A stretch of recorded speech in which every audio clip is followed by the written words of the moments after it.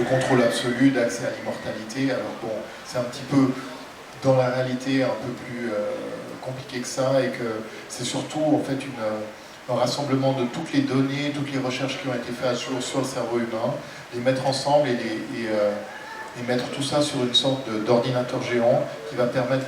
de comprendre beaucoup de maladies. À la base, c'est vraiment un travail pour la recherche médicale. Mais on peut tout à fait imaginer, enfin, moi quand j'ai entendu cette info, je suis allé chercher plus de commentaires, plus d'informations là-dessus, et on peut tout à fait imaginer que dans un avenir relativement proche, on puisse numériser un cerveau humain, faire une réplique, et si on fait une réplique de notre cerveau,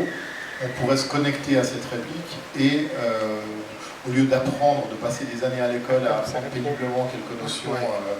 de géographie, de langues étrangères, d'histoire, on pourrait télécharger tout ça en quelques secondes. Et ça, c'est de la science-fiction, mais qui est à peine de la fiction. C'est-à-dire qu'on n'est pas très très loin de ça. On n'est déjà pas très très loin de ça avec notre téléphone, parce que je sais